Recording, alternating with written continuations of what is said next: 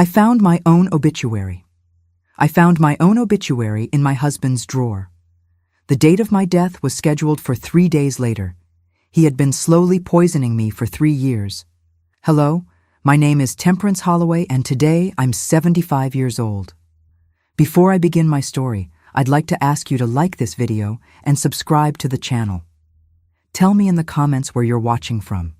I want to know who's listening to my story. I'm going to tell you about something that happened to me in 1971 when I was 48 years old. A story that seems like it's from a movie, but was my reality. You know when you think you completely know someone after spending more than 2 decades with that person? Well, sometimes we're wrong. I lived in Millfield, a historic town in Virginia. It was a simple life, but dignified. I had been married for 22 years to Walter, who owned the town's general store, and I was mother to Vincent, who was 17 years old at the time. Our house was 2 blocks from the main church. Every Sunday we went to service, then had family lunch together. Everyone in town saw us as an exemplary family. Mrs. Temperance and Mr. Walter, what a beautiful couple, they would say. Walter was respected in town, a businessman, always well-dressed in his brown suit and hat. He woke up early every day, went to the store, and returned home for dinner. I took care of the house, cooked, embroidered, and sometimes helped at the store counter when he needed to take care of something else. Vincent studied at the local high school, was a well-mannered boy who got good grades and dreamed of becoming a lawyer. Those were different times. We didn't have cell phones, internet, all these things everyone has today.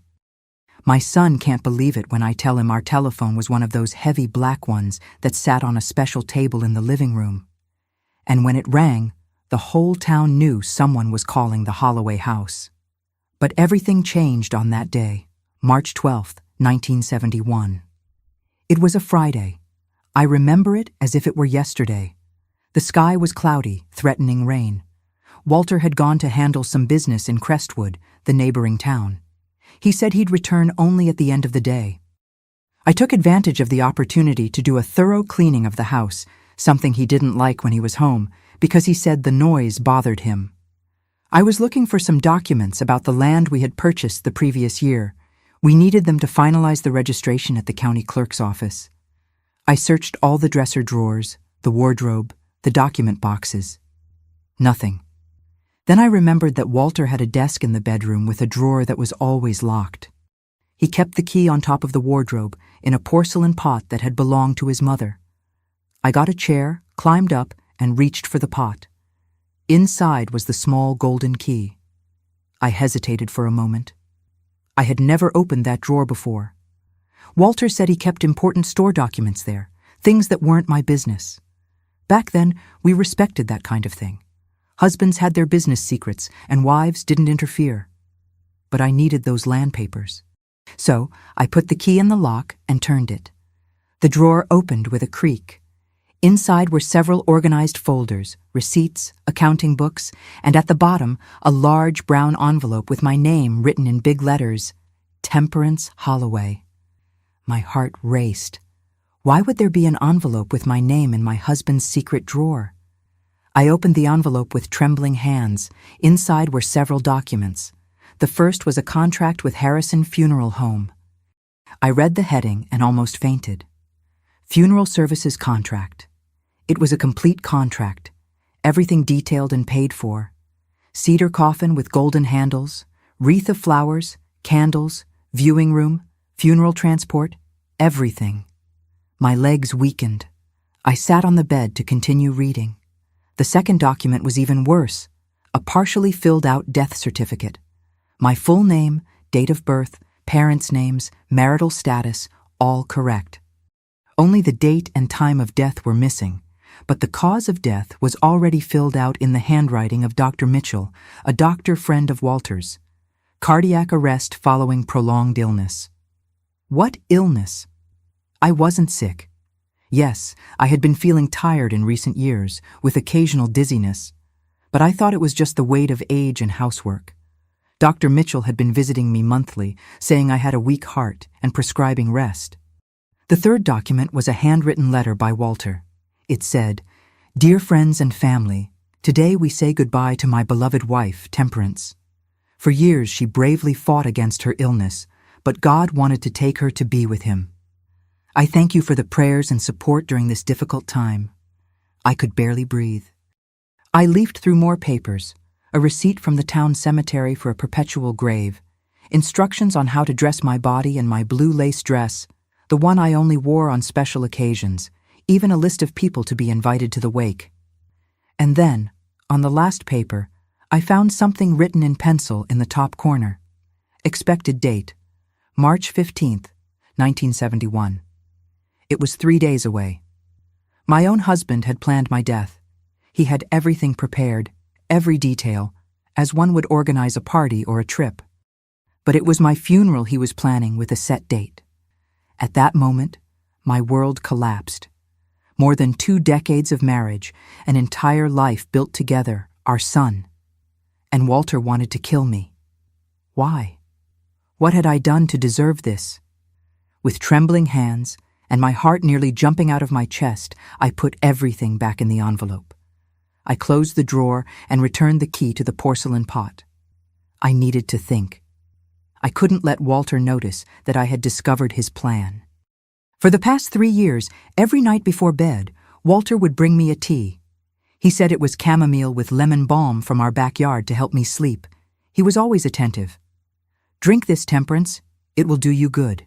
You need to rest. And I, foolish woman, would thank him for his kindness. I drank it all down to the last drop. After the tea, I always felt strange, too drowsy, sometimes confused. In the morning, I would wake up with a heavy head, dry mouth. I thought it was just fatigue, perhaps age catching up with me. Now it all made sense. He had been poisoning me slowly. That night, when Walter returned, I pretended nothing had happened. We had dinner as a family, as always. Vincent talked about school. Walter spoke about his business in Crestwood. I smiled, participated in the conversation, but inside I was shattered. I looked at that man in front of me, the father of my son, my companion of so many years, and I didn't recognize him anymore. Who was this stranger planning my death? After dinner, as usual, Walter went to the living room to listen to the radio. It was the news program he never missed. Vincent went to his room to study. I stayed in the kitchen washing the dishes, thinking about what to do. I knew I needed help, but who would believe me? The respected shopkeeper Walter, wanting to kill his own wife? It seemed crazy. Later, Walter appeared in the kitchen with a steaming cup. "Your tea, Temperance," he smiled. That same smile as always now seemed sinister to me. I took the cup, thanked him. He stood there, watching me. "Aren't you going to drink it?" he asked. I brought the cup to my lips, pretending to drink. "It's too hot," I said. "I'll wait for it to cool down a bit."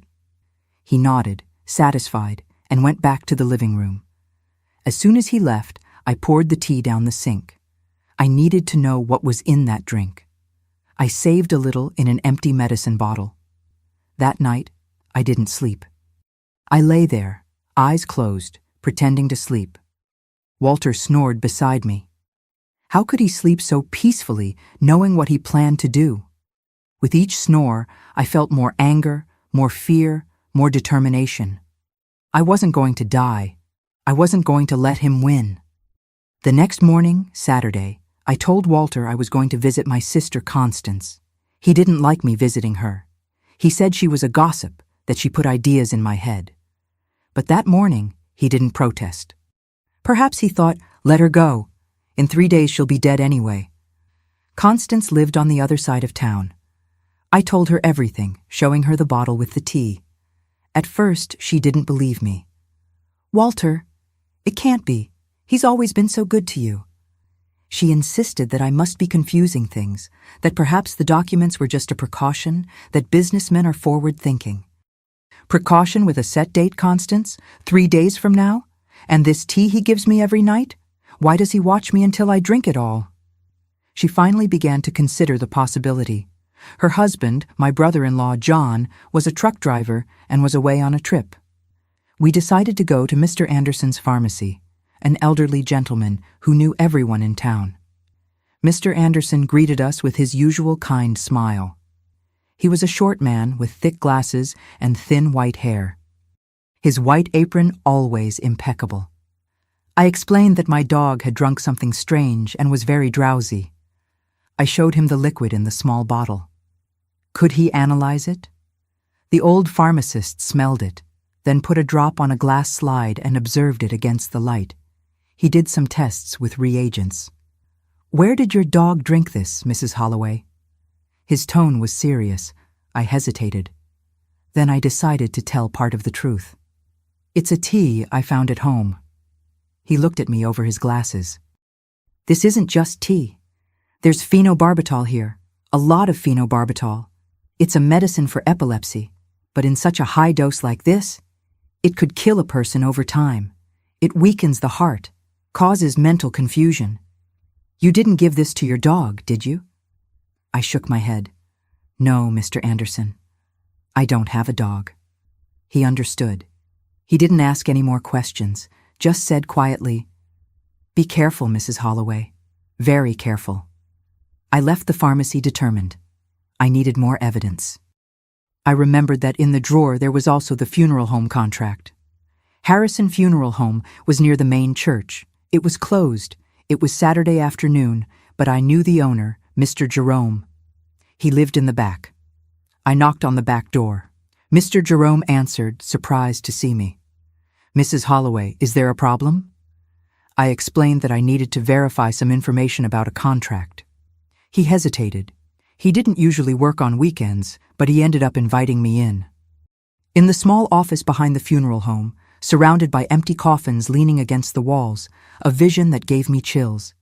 I asked to see the contracts in the name of Walter Holloway. Mr. Jerome furrowed his brow, but went to the file cabinet and pulled out a thick folder, very thick. "What exactly do you want to know, Mrs. Holloway? How many funeral contracts has my husband made?" He leafed through the papers. "Well, Mr. Holloway has been coming every year since 1965, always in March. He makes the contract, pays everything in advance, chooses the coffin, the flowers, all top quality. Then, in April, he comes and cancels. He loses the deposit but says that, thank God, he didn't need the service. It's a bit strange, but a customer is a customer, right? Some people are superstitious." My blood ran cold. Every year since 1965, always in March. That's right, 6 years in a row, it's almost become a tradition. He gave an awkward little laugh. "This year he hasn't come to cancel yet, but we're still in March, aren't we? The current contract is for..." He looked in the folder. March 15th, Monday. 6 years. He had been planning my death for 6 years, paying and canceling. Why this macabre cycle? What happened between March and April that made him change his mind? I thanked Mr. Jerome and left, my head spinning with this new information. Constance was waiting for me in the square. I told her what I discovered. She was pale. "We need to go to the police, Temperance." But I knew it wasn't that simple. Who was I in town? Just Walter's wife. And who was he? A respected merchant who employed people, who sold on credit to those in need, who contributed to the church festival. My word against his. "No, Constance, we need more evidence. We need to discover why he's doing this. There's something we don't know." On Sunday, Walter said he needed to go to Richmond to buy merchandise for the store. It was strange. He never went to buy merchandise on a Sunday. He usually sent the delivery boy during the week. "Can I go with you?" I asked, feigning innocence. "It's been a long time since I've been to the city." He became nervous. "No, Temperance. It's a business trip. It'll be tiring. I'll spend the whole day running after suppliers. It's not a pleasure trip." I insisted a bit, then pretended to give up. "All right, I'll take the opportunity to visit Constance." Then he seemed relieved. "Yes, go see your sister. I'll be back tonight." As soon as he left in the car, a blue Chevrolet that was his pride, I called Constance. My brother-in-law John had returned from his trip. We asked him to take us to Richmond in his truck. "We're going to follow Walter," I explained. John thought the idea was crazy, but Constance insisted. My sister is in danger, John. We followed the road to Richmond. John knew a faster route, so we managed to arrive before Walter. We waited at the entrance to the city. When the blue Chevrolet passed, we began to follow it, keeping our distance. Walter didn't go to the commercial center, as one would expect if he were really buying merchandise. He went to a residential neighborhood, Forest Hills. He stopped in front of a yellow house on Pine Street, number 427. We parked far away and observed. Walter got out of the car carrying gift packages and knocked on the door. A blonde woman, young, perhaps about 35 years old, opened the door. She was pregnant with a belly of at least 7 months. They hugged, kissed on the mouth. 3 little girls ran to hug Walter. "Daddy, Daddy's here!" John and Constance looked at me, shocked. I was petrified. Walter had another family, a pregnant woman, 3 daughters. How had I never known? How could I have been so blind? We observed for hours. Walter seemed completely at ease in that house. He played with the girls in the yard, helped the woman in the kitchen, behaved like a dedicated husband and father, exactly as he behaved with me and Vincent in Millfield. It was already getting dark when he finally left the house, hugged the woman for a long time, placed his hand on her belly, kissed each of the girls, got into the car, and departed. We waited a bit longer, then I decided I needed to talk to that woman. John and Constance tried to stop me. "It's dangerous, Temperance. She might tell him." But I was determined. I need to know who she is. I need to understand what's happening. I got out of the truck and walked to the yellow house, my heart beating so loudly I could hear it. I knocked on the door. The blonde woman answered, smiling. When she saw me, a stranger, the smile diminished a bit, but she remained polite. "Good afternoon. Can I help you?" "Do you know Walter Holloway?" I asked directly. She seemed confused for a moment, then smiled again. "My brother-in-law? Of course I know him. He just left. Are you a friend of his?" "Brother-in-law? What kind of story was this?" "I'm Temperance," I said, "Walter's wife." The color drained from her face. She held her belly as if protecting the baby. "Wife? No, you're mistaken. Walter is a widower. His wife, Catherine, died years ago." "Catherine? What, Catherine?" "No, I am Walter's wife, married for 22 years. We have a 17-year-old son, Vincent." She shook her head in disbelief. "No, no. Walter is my husband's brother, Anthony, who died 7 years ago. Walter has been taking care of us since then. We're a family." It was then that everything started to make sense. The March to April cycle, the funeral contracts, the slow poisoning. He was living a double life. And to have this other family, he needed to get rid of me. I properly introduced myself. Madeline, that was her name, invited me in. The girls were sleeping. In the living room, there were photos of her with a man I had never seen, presumably this Anthony, and also photos with Walter, all smiling, like a happy family. Madeline told her story. Her husband, Anthony, died in an accident in 1964. Walter, as a good brother, took on the responsibility of caring for her and the daughters. At first, it was just financial support, but over time, they fell in love. They had been together since 1965. The 3 girls called him Dad. The baby she was expecting was his. She thought that one day they would get married, but Walter said he needed to take care of his sick sister in Millfield. He always says he'll marry me when his sister dies. She has a weak heart. She won't last long, he says. The annual cycle finally made sense. Every time Madeline got pregnant, Walter prepared for my death, but when a girl was born, he canceled the plan. Why? What was he waiting for? Among his belongings at Madeline's house, we found letters from Walter's mother, Mrs. Beatrice, a known folk healer who died in 1969. She wrote about a condition for Walter to be able to exchange families. He would need to have a male child first. If he killed his wife before that, he would be cursed forever. Walter apparently took his mother's superstitions very seriously. We already had a son, Vincent. But with Madeline, he only had daughters, Christine, Mary, and Amy. Now Madeline was pregnant again, and he believed this time It would be a boy. That's why the set date, March 15th, 1971. He was sure that this time he would have his male child with Madeline, and I could finally die. I also discovered that Walter had embezzled more than $40,000 from the store over the years. He had forged my signature to sell 3 plots of land we owned.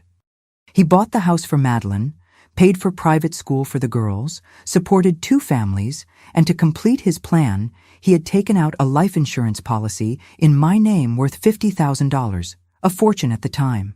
Money he would receive when I died of natural causes, the cardiac arrest following prolonged illness that Dr. Mitchell would certify. Madeline cried a lot when she understood the truth. She too had been deceived all these years.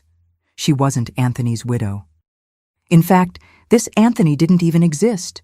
She was the lover of a married man who planned to kill his wife. We returned to Millfield that night. I had all the evidence I needed. Now I knew what to do. On Monday, March 15th, the day marked for my death, I went to the sheriff's office. Sheriff Finnegan was a serious man with a thick mustache and a suspicious look. He listened to my story attentively, examined the documents I had brought, the obituary, the funeral contract, the bottle with the poisoned tea. "It's a very serious accusation, Mrs. Holloway. Mr. Holloway is a respected man in town." "I know, Sheriff Finnegan. That's why I brought all this evidence. And I have one more thing to tell you."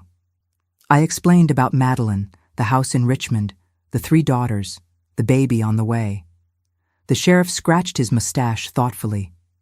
"If what you're saying is true, this man is a monster, but we need to catch him in the act." We developed a plan. I would return home normally. At night, I would pretend to drink the poisoned tea and fall ill. Dr. Mitchell would come, as arranged with Walter, to declare my death. Police officers would be hidden in the house to catch both of them in the act. Our housekeeper, Mercedes, agreed to help. She had always been suspicious of Walter. "He has snake eyes," she would say. Mercedes would be the witness, the person who would call Dr. Mitchell when I fell ill. That day was the longest of my life. Every minute seemed like an hour. Walter was nervous, restless, left early for the store, returned for lunch, which he barely touched. Then he left again. He returned at the end of the day with a package, a new dress for me. "For you to look even more beautiful," he said with a smile that now seemed macabre to me. In the afternoon, through the window, I saw Walter digging in the backyard. He was burying something. Later, we discovered it was a can with $20,000 in cash, his emergency reserve for when I died. He also said goodbye in a strange way to our son. "Vincent, always be a good man. Honor the family name." He hugged the boy for a long time, as if it were the last time. Vincent was confused. His father had never been one to show much affection. At night, after dinner, came the moment of the tea. Mercedes was in the kitchen witnessing everything. I saw when Walter put 3 pills in the tea, much more than normal. He wanted to make sure that this time I wouldn't wake up. "Your tea, Temperance. Drink it while it's hot." I took the cup, looked at that liquid that was supposed to kill me.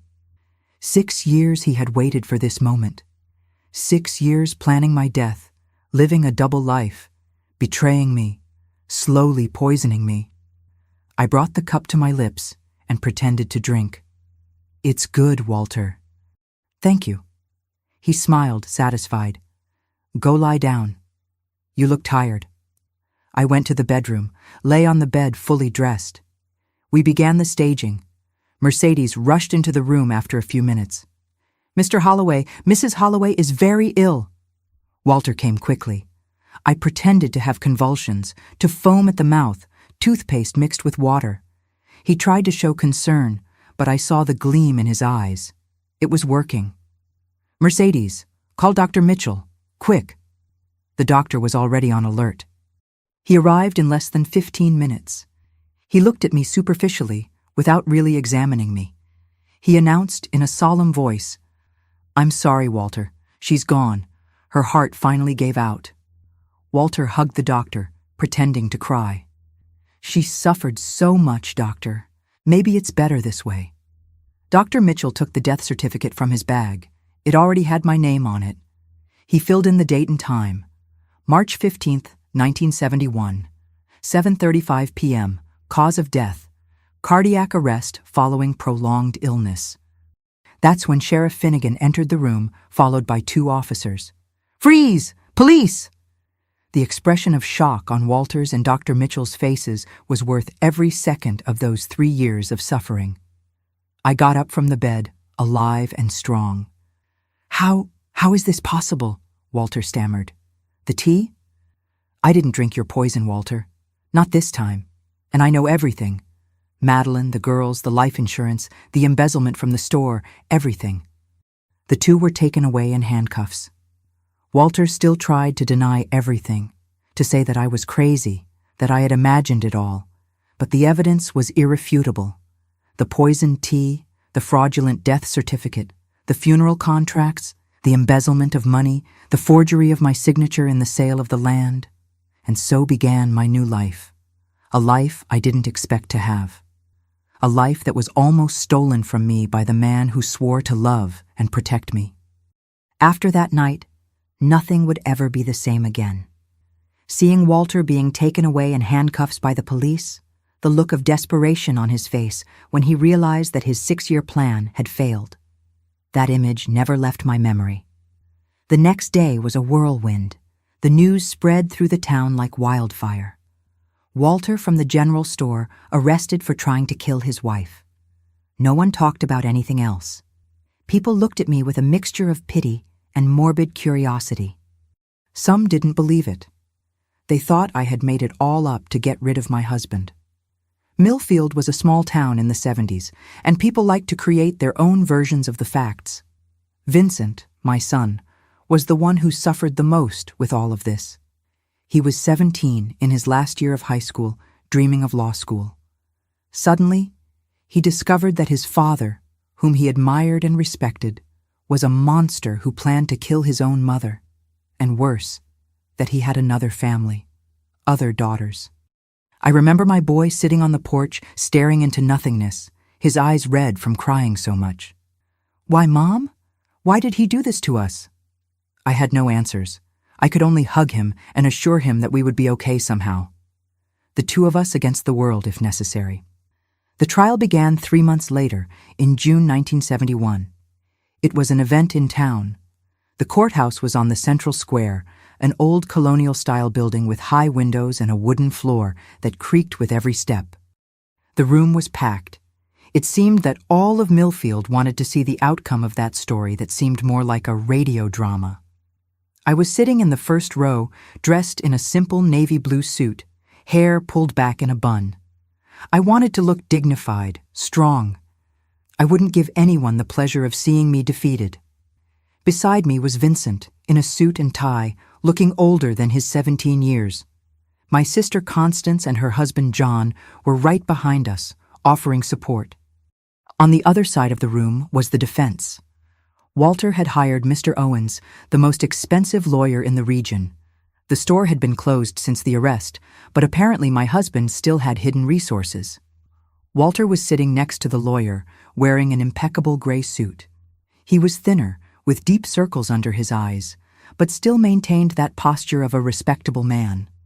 Judge Mr. Paul Hamilton was known for his severity, a tall, thin man with gray hair and small glasses. When he entered, everyone stood up. I felt a knot in my stomach. That man would decide our future. The prosecutor, Mr. Harrison, presented the charges: attempted qualified homicide, embezzlement, forgery. For Dr. Mitchell, the charges were complicity and forgery. The doctor was sitting further away, head down, looking 10 years older. His wife didn't attend. The first witness was Sheriff Finnegan, who reported how he found the evidence and organized the sting operation. Then it was the turn of Mr. Jerome from the funeral home, confirming the 6 years of funeral contracts in my name, always paid in March and canceled in April. When the pharmacist, Mr. Anderson, testified about the phenobarbital found in the tea, there was a murmur in the audience. He explained in technical terms how that dose could cause cardiac arrest after prolonged use. Mercedes, our housekeeper, told how she saw Walter put the pills in the tea on that fateful night. 3 pills, she said. He crushed them well and mixed them in. Then he stood there, watching Mrs. Holloway drink with a strange smile on his face. The most tense moment was when Madeline entered to testify. She had given birth to a girl in May. Walter never had the male child he so eagerly awaited. She was thin, haggard, with deep circles under her eyes. People whispered, pointed. "It's her, the mistress." Madeline told her story with dignity. How she met Walter in 1964, shortly after becoming a widow. A lie of his, we discovered later. How he presented himself as a brother-in-law, then became a friend, confidant, and finally lover. How he supported the house, the daughters, promising a future together when his sick sister died. He told me he could only marry me when he had a male child. It was a promise he made to his mother before she died. And his sister, who I now know was his wife, had to die of natural causes, otherwise there would be a curse. The revelation about Walter's superstition caused nervous laughter in the audience. The judge called for silence. I looked at that woman and couldn't hate her. She too had been deceived, manipulated. She too was a victim of that man's cruelty. When it was my turn to testify, I felt the weight of all eyes. I told everything. The obituary found in the drawer, the poisoned tea, the investigation with my sister, the discovery of the other family in Richmond. I spoke about the years of dizziness, mental confusion, weakness, symptoms of the slow poisoning I had been suffering. "Why did your husband want to get rid of you, Mrs. Holloway?" the prosecutor asked. "To be with the other family, with the life insurance money, with the assets we had together. He embezzled more than $40,000 from the store over the years, forged my signature to sell land. He needed my life insurance to cover the holes he had made." The defense lawyer, Mr. Owens, tried to discredit me during cross-examination. He insinuated that I had mental problems, that I had made it all up out of jealousy. "Do you have proof of this alleged poisoning, beyond this single tea that you claim to have saved? Medical exams? Witnesses who saw you fall ill over the years? I have Mercedes' testimony, who saw him put the pills in the tea. I have the pharmacist's reports confirming the presence of phenobarbital. I have the funeral contracts, the fraudulent death certificate, and I have Dr. Mitchell, who confirmed my death without properly examining me." Mr. Owens changed strategy, trying to paint Walter as a responsible businessman concerned about the future of his family.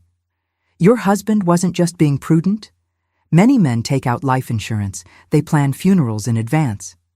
They plan for when they die, sir, not for when they kill their wives." There was a murmur of approval in the audience. The judge banged his gavel, calling for order. When Walter was finally called to testify, I could barely look at him. For 22 years, I had shared a bed with that man. I trusted him, believed his words, and all that time he was slowly killing me while supporting another family. Walter denied everything at first. He said I was confused, that I had misinterpreted the documents, that the tea was really to help me sleep. He said Madeline was just an acquaintance he helped out of charity. But when confronted with all the evidence, the embezzlement from the store, the forgeries, the sting operation with Dr. Mitchell, his story began to crumble. The prosecutor showed Walter's mother's letters, Mrs. Beatrice, where she talked about the condition for changing families. "Is it true that you believed you needed to have a male child with your mistress before you could kill your wife?" asked the prosecutor. Walter remained silent, looking at the floor. The judge insisted that he answer. "My mother, she had contact with the other side, knew things. Said I could only have a new life when I had a male child with the new woman, that if I killed Temperance before that, I would be cursed forever." The entire room was in shock. Until then, Walter had denied wanting to kill me. Now he was practically confessing, justifying his actions based on superstitions. The prosecutor continued relentlessly. "So, you admit you were planning to kill your wife?"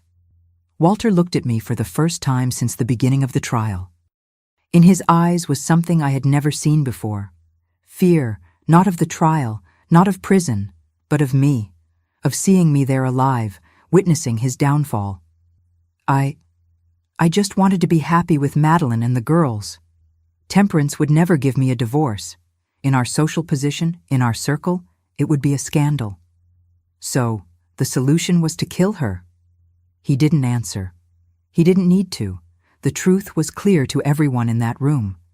Dr. Mitchell was the last to testify. Unlike Walter, he confessed everything.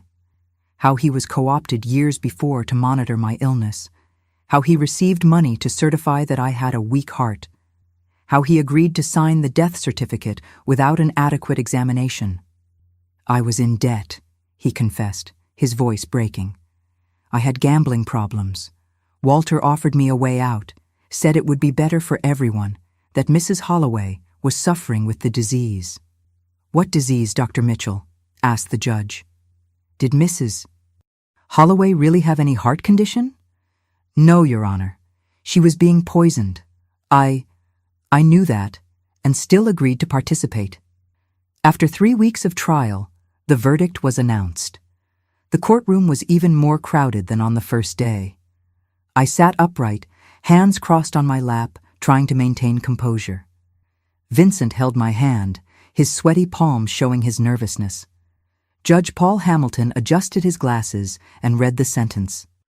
Walter Holloway, for the crimes of attempted qualified homicide, embezzlement, and forgery, this court sentences you to 15 years in prison. There was a commotion in the room. Some applauded, others protested. Walter remained impassive, as if he already expected this result. Dr. Mitchell Owens, for the crimes of complicity in attempted homicide and forgery, this court sentences you to 8 years in prison. The doctor lowered his head in defeat. His wife, who had finally come to witness the verdict, cried silently in the last row. When the judge banged his gavel, I felt an immense relief. It wasn't joy. How could I feel joy seeing the father of my son, the man I once loved, being taken to prison? It was relief for having survived, for having discovered the truth in time, for having saved my own life. As I left the courthouse, I was approached by several reporters. The case had gained notoriety beyond Millfield, appearing in newspapers from Richmond and even from Washington, D.C. "Wife escapes macabre plan," the headline said. I didn't give interviews. I just wanted to go home with my son and start rebuilding our lives. At the trial, we discovered even more sordid details. Madeline's 3 daughters were really Walter's. She had never been married to this Anthony, who didn't even exist. Walter met her in 1964, just a year after our marriage, when she worked as a salesgirl in a store in Richmond. She got pregnant, and he invented the whole story of the widowed brother-in-law to justify his presence and financial support. His mother's superstition was the element that ironically saved me. Without this absurd belief, Walter would probably have killed me much earlier, without waiting years for the birth of a male child that never came. Madeline gave birth to her 4th daughter in May 1971, while Walter was already in jail. Another girl. After the trial, I managed to recover part of the embezzled money and Madeline's house in Richmond, which had been bought with money from land illegally sold by Walter. I didn't want the house for myself. I allowed Madeline and the girls to continue living there, as long as she paid a symbolic rent. After all, the children weren't to blame for their father's actions. The $50,000 life insurance policy was canceled. The money buried in the backyard, $20,000, was seized as evidence and later returned to me by court order. It was that money that helped us survive in the first months after the scandal. The store was on the verge of bankruptcy. Walter had embezzled so much money over the years that suppliers no longer wanted to do business with us. The debts accumulated. I decided to sell what remained of the establishment for a fraction of the original value. It was painful to see the work of so many years reduced to almost nothing, but we needed to move forward. In the months that followed, I discovered the true meaning of loneliness. Many people I considered friends pulled away, didn't want to be associated with the scandal. Others looked at me with suspicion, as if I had some blame for what happened. "She must have done something for her husband to want to get rid of her," they whispered. The gossip about Madeline and the girls was also merciless. Mistress, homewrecker, tramp were some of the milder terms used, as if she had deliberately seduced a married man, as if she knew from the beginning that he was married, as if she too wasn't a victim of Walter's deceptions. But amid so much judgment and speculation, I also found unexpected support. Mercedes, our housekeeper, remained loyal. "You're a woman of steel, Mrs. Holloway. I'll stay by your side for as long as you need." Mr. Anderson, the pharmacist, always greeted me with a kind smile when I went to the pharmacy. "How are you feeling today, Mrs. Holloway? Health improving?" And there was Vincent, my son, my strength, my reason to continue. He finished high school that same year as one of the top students in his class, despite everything that happened. He was accepted to law school in Richmond with a partial scholarship for academic merit. Pride isn't a sufficient word to describe what I felt.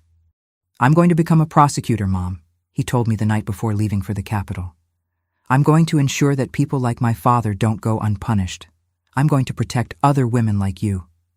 And so began the next chapter of my life. A life I didn't expect to have. A life that was almost stolen from me, but that I recovered with courage, determination, and a bit of luck. The story of the obituary in the drawer, dated for 3 days later, spread. It became almost an urban legend in Millfield. Some people even came to visit me, curious to hear the details firsthand from the woman who escaped planned death. I kept that obituary, you know? I didn't throw it away, didn't burn it. I kept it as a reminder of the day I regained control of my own life, as proof that I survived. Years later, when I had overcome the trauma, I framed the document and hung it on the living room wall. "My resurrection diploma," I joked with visitors. And Walter, he served only 3 years of his 15-year sentence. In 1974, he died in prison, victim of a massive heart attack at age 52. They said that in the last weeks he had been disturbed, talking to himself, screaming my name during the night, asking for forgiveness. Perhaps his mother's curse came true. After all, he was buried as a pauper because no one claimed the body. The year 1972 arrived with a different sun. I wasn't the same temperance as before. Looking out the window of the house I still called mine. I was only 49 years old, but I felt like I had lived several lives in one. The mirror showed some new wrinkles, strands of white hair that weren't there before. Each mark told a story, a chapter of that ordeal I faced. After we sold the store, I needed to find a means of survival. The money wouldn't last forever, especially with Vincent in college. My son was in Richmond, sharing a boarding house room with another student, working as an assistant in the college library to supplement his scholarship. I sent what I could, often going without proper meals myself to ensure he had what he needed. One afternoon, rummaging through old boxes in the basement, I found my old Singer sewing machine, a gift from my mother when I got married. For years I had made clothes for myself and Vincent, small repairs for neighbors, but I had never thought of it as a profession. I sat in front of that black machine with golden details. I ran my fingers over its cold surface. I felt as if it were calling to me. Why not? I thought. Millfield was a town where few women worked outside the home, especially widows. That's how people saw me, although technically I wasn't a widow. But I needed money and had skill with needle and thread. I started sewing for acquaintances, a hem here, a simple dress there. Mercedes, who continued to come help me sometimes during the week, more for company than for the money I could barely pay, was my first advertiser. "Mrs. Holloway works miracles with that machine," she would say to anyone who would listen. At first, few people came. Some, out of curiosity, wanted to see the scandal woman up close, others out of pity. Few, really, for the sewing. The first true customer was Mrs. Josephine, an elderly lady who needed a dress for her granddaughter's wedding. "They say you charge less than the seamstress downtown," she explained, without looking me in the eyes. I made the dress with such care that Mrs. Josephine was amazed. "I've never had such a beautiful garment," she exclaimed when she saw herself in the mirror. After that, she brought her daughter, who brought the neighbor, who brought her friend. Gradually, my fame as a seamstress grew. I transformed the old dining room into an atelier. I bought fabrics, notions, a second more modern machine. My clientele grew week by week. It wasn't just repairs now. It was party dresses, suits for First Communion, bridal trousseaux. I discovered I had a special talent for catching the taste of the client, understanding what she wanted even when she couldn't explain. Still, life wasn't easy. The prejudice continued. There were houses where I wasn't welcome, families who preferred to pay more at the downtown seamstress than to have clothes made by me. Once, Mrs. Carmela, the bank manager's wife, canceled a ball gown she had ordered. My husband doesn't approve of me doing business with, well, you know. I knew. I was the woman who drove her husband to madness, the one who must have done something to deserve it. The rumors were cruel. They said I had lovers, that I had invented everything about Walter to keep the store money, that Madeline and I were accomplices to deceive him. People with whom I had lived for decades now crossed the street to avoid having to greet me. Vincent also suffered in Richmond. Even far from Millfield, the case was known. Once he came home with a black eye. "It's nothing, Mom," he said, minimizing it, but I found out later that a college colleague had provoked him. "Your father tried to kill your mother? I don't blame him if she's as annoying as you." That hurt me more than any poison. To see my son, so dedicated, so correct, suffering for mistakes he didn't commit. But Vincent was strong. He continued studying, standing out, making true friendships that didn't judge him for his family past. In 1973, I received an unexpected visit. Madeline was at my door, thin, haggard, with the youngest daughter in her arms. The other 3 girls waited at the gate, clinging to each other, looking fearfully at that strange house. "Mrs. Holloway," she said, her voice barely coming out, "forgive me for coming like this, but I have no one else to turn to." After Walter was imprisoned, her life collapsed. She lost the house that I had allowed her to continue occupying, not because of me, but because she couldn't pay even the symbolic rent. The money that Walter sent monthly stopped coming. She had to take the girls out of private school, sell furniture, jewelry. She ended up in a tenement in Richmond, working as a washerwoman to support the 4 daughters. "I'm not asking anything for myself," she assured, "but the girls, they're not to blame." I looked at those children. Christine, the oldest, at 10 years, Mary and Amy, twins at 8, and the youngest, Elizabeth, just 2 years old, the one Walter believed would be the boy that would permit my death. They had their father's eyes, the same dimple in the chin that Vincent had. They were my son's sisters, after all. "Come in," I finally said. "Let's talk." I gave Madeline what I could, some money, clothes for the girls, a bit of food. It wasn't much, but it was what my situation allowed. I promised to help whenever possible, not for her, not for Walter, but for those innocent children. When I told Vincent about the visit, he was silent for a long time. "You did right, Mom," he finally said. "The girls are my sisters, no matter how they came into the world."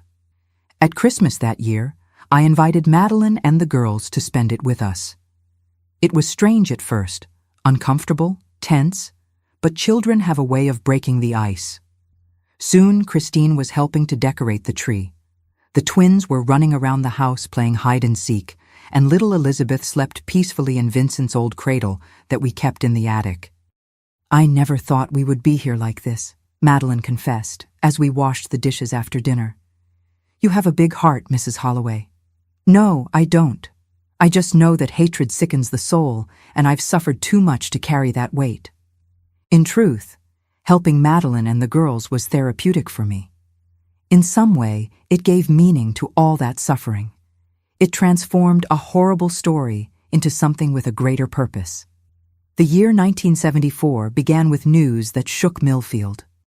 Walter died in prison, victim of a heart attack. He was only 52 years old. I was officially informed as I was still legally his wife.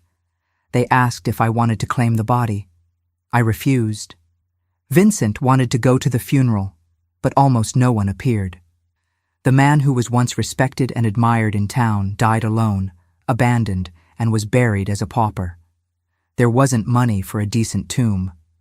What remained of the fortune he illegally accumulated had been confiscated or spent on lawyers. "How do you feel?" asked Mercedes when she heard the news. I didn't know how to respond. I didn't feel joy. How could I rejoice at the death of someone I once loved, the father of my son? I also didn't feel sadness or regret, perhaps emptiness, a period at the end of a story that had already lasted too long. "I feel that I can finally move on," I answered, and I did move on. My small atelier prospered. I hired 2 assistants, young women who had a talent for sewing and needed work. We bought better fabrics, imported ones. I started making wedding dresses that became my specialty. There were brides who came from other towns just to have a temperance dress as my creations became known. The prejudice still existed but diminished little by little. Time has that power to heal, to smooth rough edges. When people saw my work, my dedication, how I rebuilt my life from scratch without asking for favors, admiration replaced judgment. In 1976, Vincent graduated from law school with distinction. The pride I felt that day, seeing my son in his gown receiving his diploma, can't be put into words. He was 22 years old, with the same handsome face as his father, but a character forged in the difficulties we faced. "It's for you, Mom," he said as he handed me the diploma. "Without you, without your strength, I would never have reached this point." Vincent was hired by a law firm in Richmond. He wanted me to move there, but I couldn't leave Millfield. Despite everything, it was my home. I knew every stone of the cobblestone streets, every tree in the square, the sound of the church bells marking the hours. And my atelier was there, built with so much sacrifice. The following years were of intense work and growth. I expanded the atelier, bought the neighboring house to expand the business. I had 6 seamstresses working with me now. We were known throughout the region. We made clothes for the best families, for graduations, weddings, important parties. I followed from afar the growth of Madeleine's daughters. She never married again. She said she had had her quota of men for a lifetime. She worked as a secretary at a school in Richmond, a modest but dignified position. The girls grew up beautiful and intelligent. Christine, the oldest, became a teacher. The twins followed different careers, one a nurse, the other a bank clerk. Elizabeth, the youngest, went to study fine arts. Vincent maintained contact with his half-sisters. It wasn't a close relationship. There was a lot of complicated history between them, but he cared, helped when necessary. He was a good man, my son. In 1979, I received an invitation to participate in a state fashion contest. I had never thought of myself as a designer, just as a seamstress, but I sent some pieces. To my surprise, I won 3rd place in the festive attire category. It was an honor, a recognition that I never expected. The reporter who interviewed me after the award was fascinated by my story. "You've overcome so many difficulties," she commented. "What's the secret?" "There is no secret," I replied. "Just keep moving forward, one day at a time. The world doesn't stop just because our heart is broken. We have to continue." The article was published in a Richmond newspaper with the title "From the Ashes to Success, The Incredible Story of Temperance Holloway."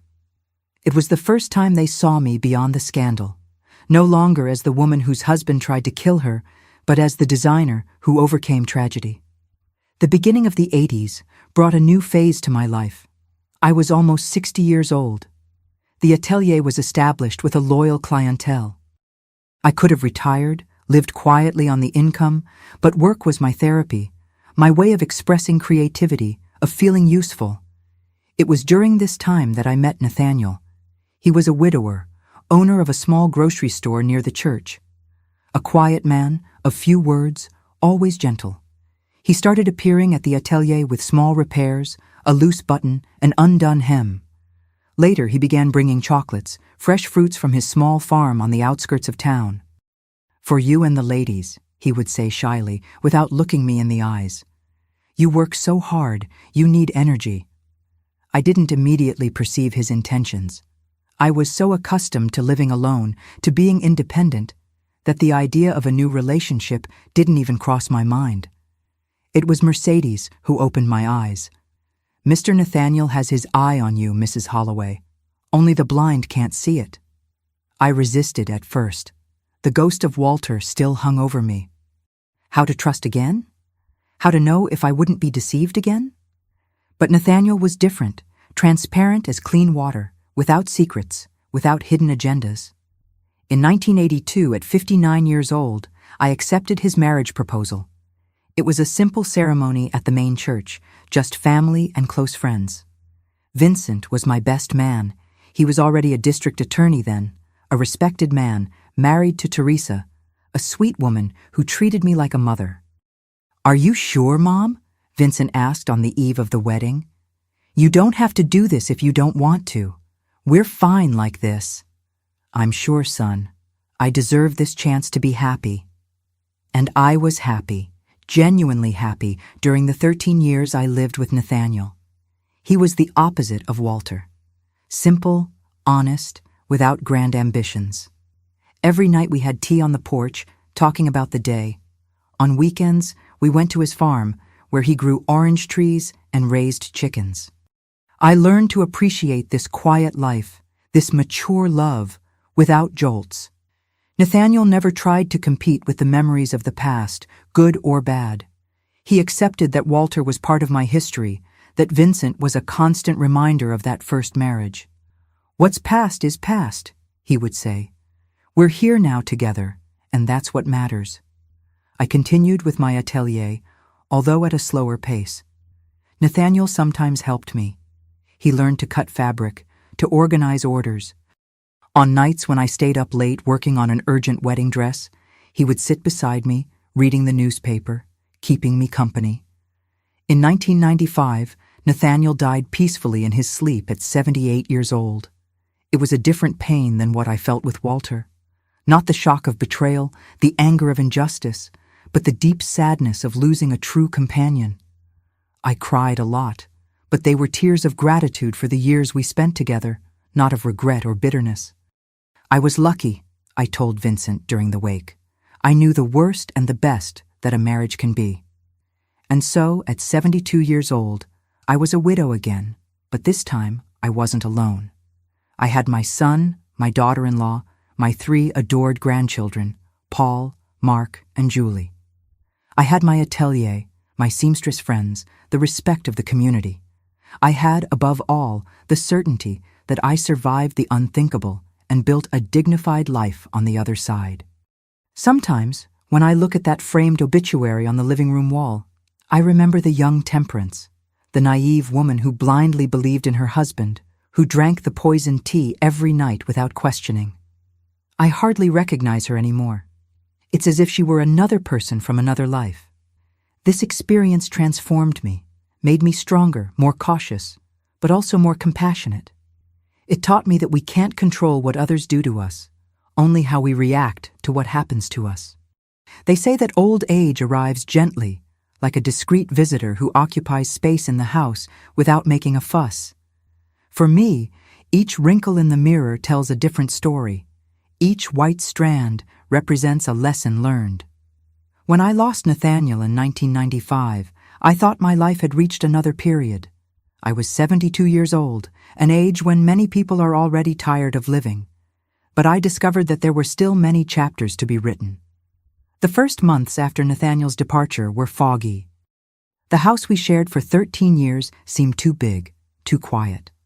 The side of the bed where he slept remained tidy, as if he might return at any moment. I found myself preparing coffee for 2, setting aside the newspaper he liked to read in the morning. It was Vincent who suggested I move to Richmond. "Come live with us, Mom. The house is big. The kids would love to have their grandmother nearby." My son was already a 41-year-old man, a respected prosecutor, a family man. Paul, the oldest of my grandchildren, was 15 years old, Mark, 13, and Julie, the little one, only 8. I resisted at first. Millfield was my refuge, my safe harbor. Every stone of that colonial town held a piece of my history. The sewing atelier, though reduced in recent years, was still my space of creation. How could I abandon all this? But loneliness is a treacherous companion in old age. I began to notice small lapses in memory, greater fatigue when climbing the stairs at home, the fear of getting sick and having no one nearby.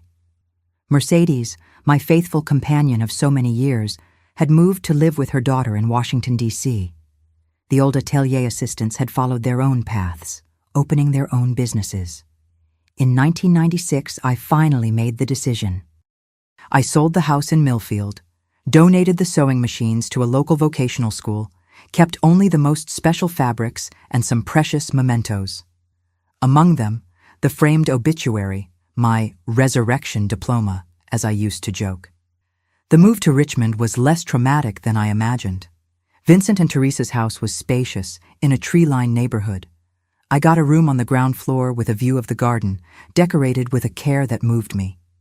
Teresa had put my photographs on the walls, my favorite books on the shelf, even a small sewing dummy in the corner, for when inspiration strikes, Mrs. Holloway. Living with my grandchildren brought a new energy to my life. Paul, serious and studious like his father, always asked me to tell stories from my youth. Mark, more playful, taught me to play video games. Imagine that, a lady over 70 pressing buttons on a television. And Julie, Julie, that girl was pure light. She spent hours watching me sew, wanting to learn all the stitches, enchanted with every colorful scrap. Grandma, tell me again how you escaped from the evil grandpa, Julie would sometimes ask. That's how she referred to Walter, the evil grandpa, as opposed to Nathaniel, the good grandpa she barely knew. Vincent didn't like me talking about this subject with the children, but I believed that the truth, even painful, was better than silence. Of course, I adapted the story for children's ears, transforming it almost into a fairy tale where the princess saves herself. Your grandfather wasn't evil, Julie, I would explain. He was a sick man who made terrible choices. But without him, your father wouldn't exist, and without your father, you wouldn't be here. So, even in bad things, we can find blessings. In 1998, I received a visit that caught me by surprise. Elizabeth, Madeline's youngest daughter, knocked on our door one Sunday afternoon. She was 27 years old, a beautiful young woman with dark hair and lively eyes, Walter's eyes. She had graduated in fine arts and came to invite us to her first painting exhibition. Aunt Tempe, she called me that, although technically I was something like a stepmother. I really wanted you to come. Your stories have always inspired me. The exhibition took place in a small gallery in downtown Richmond. The theme was rebirth, a series of paintings that portrayed women in moments of transformation. The most impactful for me was a large canvas in shades of blue and gold, showing an older woman emerging from turbulent waters with an ancient paper in her hand, clearly a reference to my obituary. This painting is called Temperance, Elizabeth explained to the guests. It's a tribute to the woman who could have been just a victim but chose to be a survivor. A woman who, even having all the reasons to hate, chose compassion, including toward me and my sisters, who were daughters of my father's other family. I couldn't hold back the tears. I had never thought that my story could inspire art, that my suffering transformed into strength could touch other people in this way.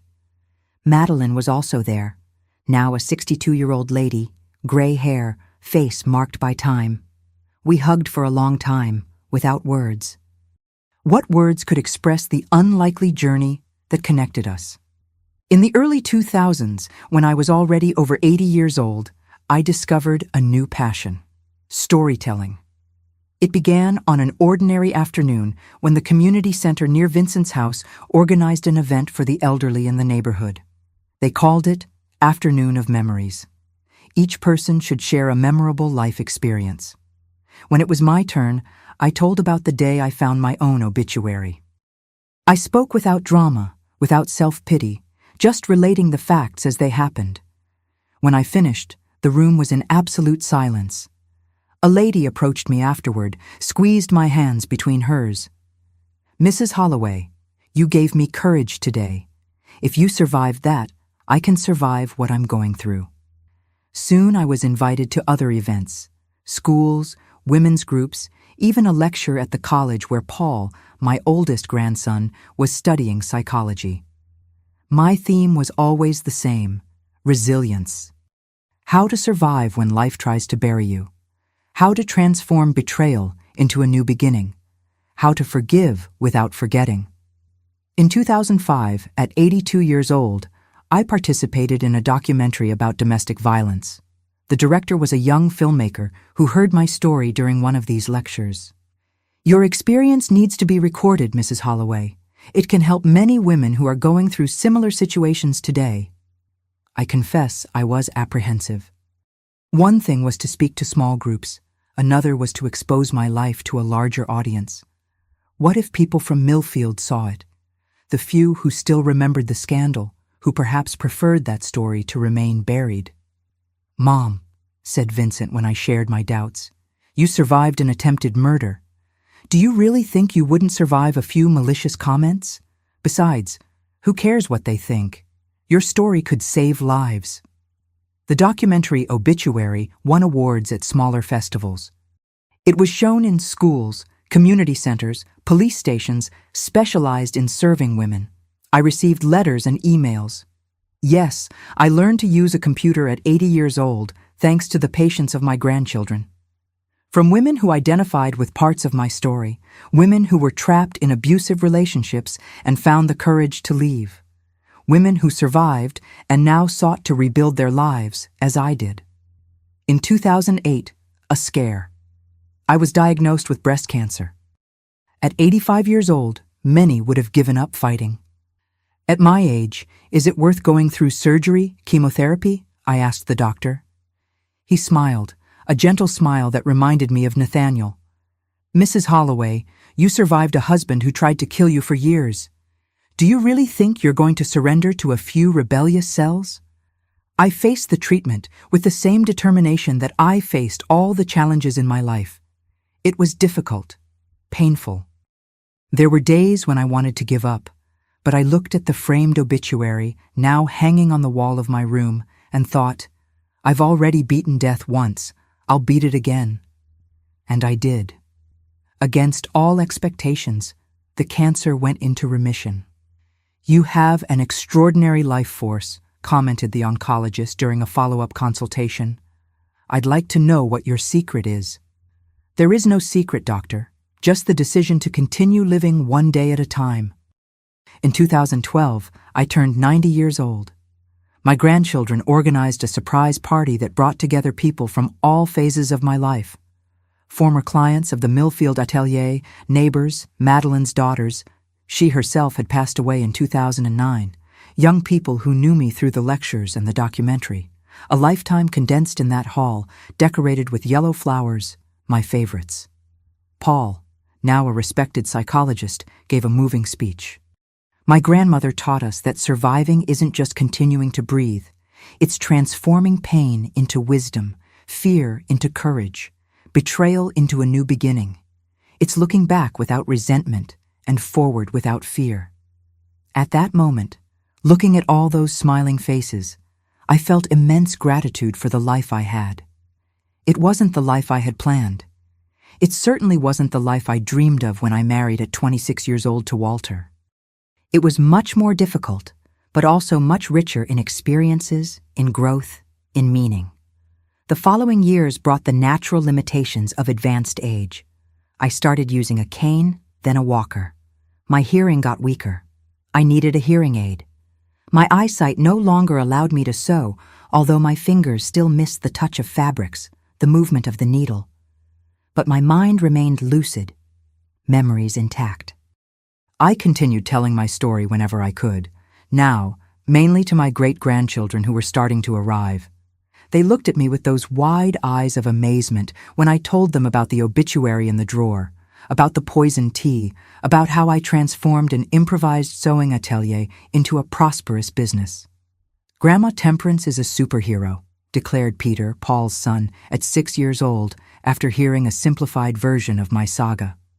I laughed a lot at that. A superhero with white hair, deep wrinkles, and trembling hands. What would that power be? Perhaps the true superpower, the ability to fall and get up, to be broken and still remain whole, to face the worst that life can offer and still find reasons to smile, to create, to love. In 2020, when the pandemic isolated the world, I found myself confined at home like everyone else. At 97 years old, I was considered a very high-risk group. It was a difficult period of amplified loneliness, of constant fear, but also of unexpected connections.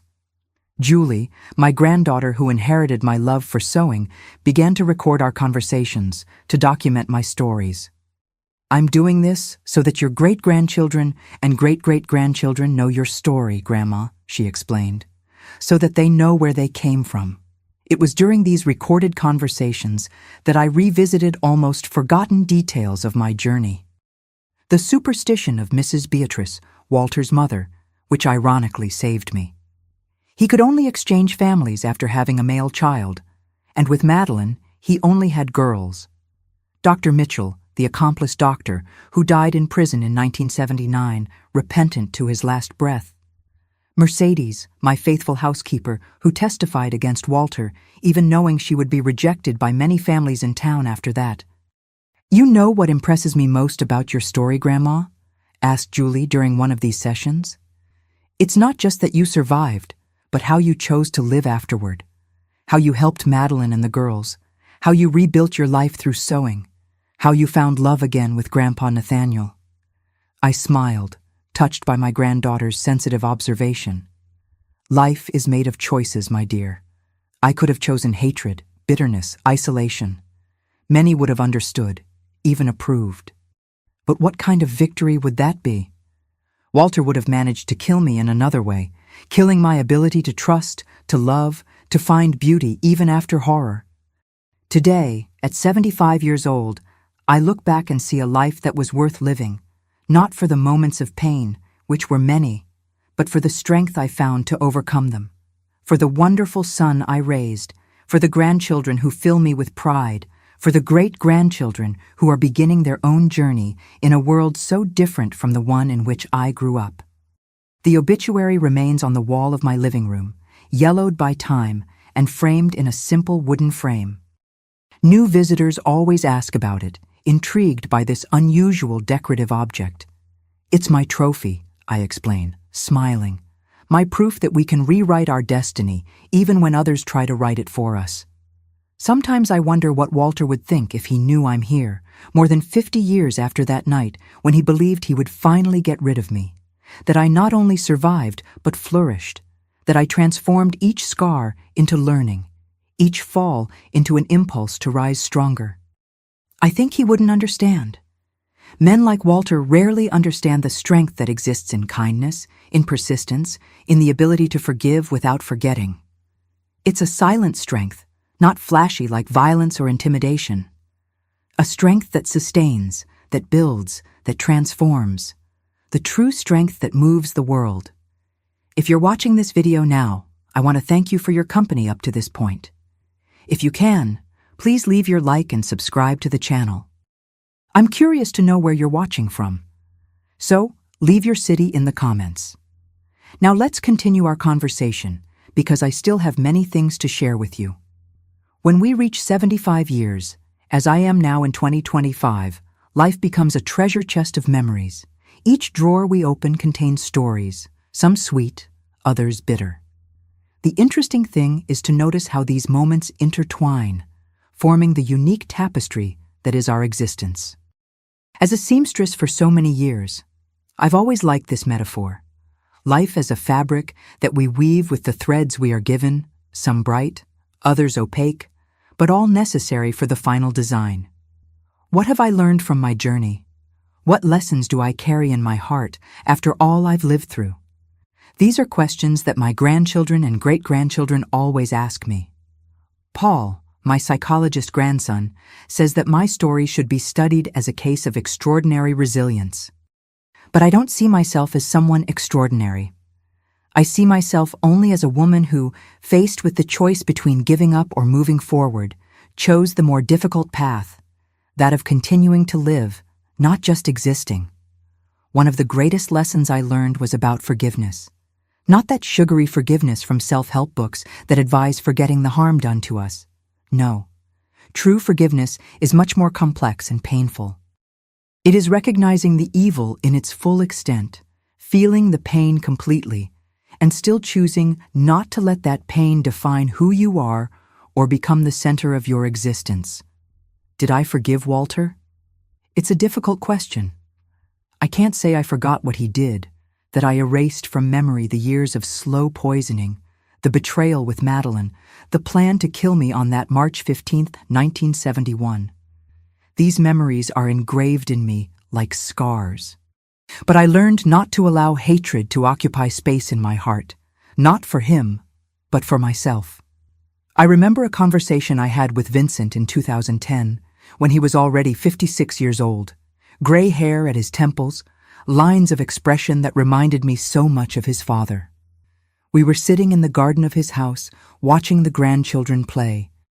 "Mom," he asked, "do you still think about him? About your father?" I reflected for a moment before answering.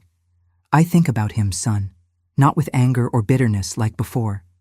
I think about him with a kind of sad understanding. Walter was a man torn in half, one side capable of loving, of being a good father, good husband, the other side consumed by greed, by selfishness, by his mother's superstitions. In the end, the dark side won." Vincent nodded thoughtfully. "I know that his relationship with his father's memory was always complicated. How to love someone who tried to kill your mother? How to honor a man who lived a life of lies? Over the years, I saw my son struggle with these contradictory feelings. His career choice as a prosecutor wasn't by chance. It was his way of establishing order in a world that, for him, had revealed itself early on as chaotic and unjust. Another lesson I learned was about trust. After what I experienced with Walter, it would have been natural to build walls around myself, to never trust anyone again, especially men. Many women who have gone through similar traumas follow this path, and I don't judge them. Each person deals with pain in the way they can. But for me, closing myself off to new connections would be like letting Walter win, even after his death. It would be allowing the poison he literally put in my teacup to also poison my soul, my ability to love and be loved. That's why, when Nathaniel entered my life with his simple gestures and quiet kindness, I decided to give my heart a chance. It wasn't easy. In the first few months, I analyzed his every word, looked for hidden intentions in every gesture. If he said he needed to travel, I imagined another hidden family. If he brought me tea, I looked at the cup with suspicion. Nathaniel noticed, of course. He was a sensitive man, despite his rustic appearance as a small-town merchant. One night, after seeing me hesitate before the tea he had prepared, he sat down beside me and took my hands in his. "Tempe," he said with that deep, calm voice, "I understand your fear. I know your story. The whole town knows. I can't promise I'll never hurt you. We're human, and humans make mistakes, but I can promise that I will never, ever betray you on purpose or do anything to harm you. If you can't believe that now, that's okay. I'll prove it with actions, not words, and I'll wait as long as necessary." That conversation was a turning point. Not that it eliminated all my fears, but it gave me permission to feel these fears without guilt, to advance at my own pace. Nathaniel kept his promise. For 13 years, he was the most loyal, loving, and present companion anyone could wish for. His patience taught me that trusting again isn't an act of naivety, but of courage, and that this courage is rewarded when placed in the right person. A third lesson, perhaps the most important, was about self-sufficiency. When I found myself alone at 48, with a son to raise, without a formal profession, without experience in the job market, despair knocked at my door. What would become of me? How would we survive? In the early 70s, in a small town in Virginia, the options for a separated woman, or almost widow, as they saw me, were limited. That's when my old Singer sewing machine transformed into much more than an object. It became my lifeline. Each stitch, each hem, each pattern was a step toward independence. I discovered I had talent, that I could transform fabrics into dreams, that my hands could create beauty, even when my heart was broken. The sewing atelier wasn't just a means of financial survival, but also emotional. There, among fabric scraps and pins, between dress fittings and conversations with clients, I rediscovered my worth as a person, as a woman, as a creator. I learned that I didn't need validation from a man, husband, father, brother, to fully exist in the world. This self-sufficiency gave me the freedom to choose to be with Nathaniel years later. Not out of necessity, not out of fear of loneliness, but out of genuine love. The difference is fundamental. I chose to be with him because I wanted to, not because I needed to. And that choice made all the difference in the quality of our relationship. Over the decades, I've seen many changes in society. When I was young, a separated woman was practically a social pariah. Divorce was only legalized in the United States in the 1970s, years after my personal drama. Women had few professional options, little financial independence, little voice. Today, I see my granddaughters and great-granddaughters with opportunities I never dreamed of having. Julie, my granddaughter who inherited my love for sewing, didn't limit herself to learning from her grandmother. She graduated in fashion design, opened her own atelier, has clients across the country. Marina, my 14-year-old great-granddaughter, already talks about becoming an aerospace engineer. And the most beautiful thing is that nobody finds this strange or impossible. It doesn't mean that all problems have been solved. Violence against women, which I experienced in its most extreme form, still exists, still destroys lives. But today, there are more awareness, more resources, more support networks. When I see reports about women's shelters, safe houses, laws like the Violence Against Women Act, I think about how my story could have been different if these resources had existed in 1971. Another precious lesson was about the importance of female friendships. Mercedes, my housekeeper who became a friend and confidant, was fundamental in the darkest moments. Constance, my sister, stood by my side in the investigation that saved my life. The seamstresses who worked with me at the atelier formed a support network without which I would have collapsed many times. Men like Walter count on the silence of victims, witnesses, society. Breaking this silence, sharing experiences, supporting other women in similar situations, is an act of resistance and healing. That's why, when I was invited to participate in that documentary in 2005, even at 82 years old and with all the insecurities of age, I accepted. That's why I continue telling my story, even if it's sometimes painful to relive certain moments, because I know that somewhere a woman might be listening and finding the courage she needs to leave an abusive situation, to start over, to believe that there is life, and good life, after trauma. The relationship with Madeline's daughters was another important chapter in my learning journey. At first, I admit, it was difficult to look at those girls without seeing Walter's betrayal stamped on their faces, especially because Christine, the oldest, was the spitting image of her father, the same eye shape, the same dimpled chin. But they weren't to blame. They were victims just as much as I was, perhaps more so, because they were defenseless children in the midst of that turmoil. When Madeline knocked on my door in 1973, desperate and without resources to feed her daughters, I had to make a decision. Would I let resentment speak louder, or would I extend a hand to those in need? I chose compassion, not out of innate virtue, but because I had already suffered too much from the cycle of hurt and vengeance. I helped as I could financially, yes, but also emotionally, recognizing the humanity of that other woman who, like me, had been deceived by Walter. Over the years, we built an unlikely but genuine relationship. We weren't exactly family, but we were more than acquaintances. We shared a bond forged in common suffering. When Madeline died in 2009, I went to her funeral. Her daughters, now mature women with their own families, embraced me with tears in their eyes. "Thank you for not hating us," said Christine. "It would have been so easy, so understandable if you had hated us." I had no immediate response. How to explain that hatred is a luxury we can't afford when we really want to live?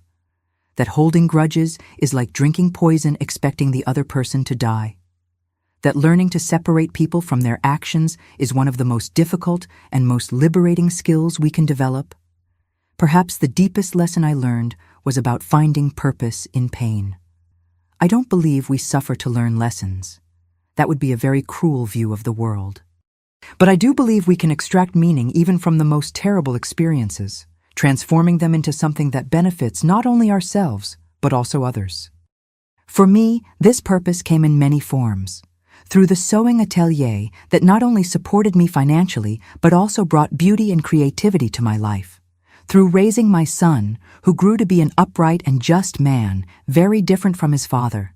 Through the lectures and the documentary that allowed my story to inspire other people. And perhaps most importantly, through the daily decision to live fully, with joy and gratitude, despite what I experienced, or perhaps because of it. Today, sitting on Vincent's porch, watching the trees we planted together years ago, I feel a peace I never imagined possible during the nights of anguish after discovering the obituary in the drawer. It's not a naive peace that ignores the evil existing in the world. It's a mature peace that recognizes darkness but chooses to focus on light. When children or teenagers come to interview me for school projects about resilience or oral history, they always ask, "Mrs. Holloway, do you have any regrets?" I reflect deeply before answering. Regret is a complex emotion. Do I regret not noticing the signs earlier? The years lost with Walter? Not being more cautious, more suspicious? My only regret, I finally answer, is not realizing my own worth earlier. I spent years believing that my role was to be a wife and mother, that my identity was tied to a man, that my dreams were secondary. The tragedy I experienced forced me to awaken, to recognize my strength, my capacity. But how many women live their entire lives without this awakening? That's my only regret, having almost needed to die to really start living. The framed obituary on the wall is more than a curiosity, more than small talk for visitors. It's a daily reminder that our end is always lurking, but also that we can cheat fate, rewrite our story, be reborn from the ashes like the phoenix of ancient legends. Life is short, even when long, and mine, at 75 years, has far exceeded what Walter planned for me. Each day is a gift, each dawn a silent victory. I don't live in fear of death. I've already faced it head on. I've already read my own obituary. When death comes, whether in months or years, it will just be the period at the end of a story that was worth telling. And if there's a message I'd like to leave for those watching this video, it's this. No matter how dark the night seems, the sun will rise. No matter how deep the well into which you've fallen, there's always a path to the surface. No matter how many times they've tried to extinguish your light, you carry within you the divine spark that no one can extinguish without your permission. As says that phrase I embroidered and hung in my room next to the obituary. Died naive, reborn wise. I hope my story helps someone somewhere find the courage for their own rebirth, because in the end, that's the true revenge against those who try to destroy us, to live and live well against all expectations. Thank you for listening to me until this point. If this story touched your heart, leave your comment, like the video, subscribe to the channel, and share it with someone who might need to hear that there is always hope, even in the most desperate situations. A warm hug from this 75-year-old grandmother, who is very proud to be able to tell her story to you today.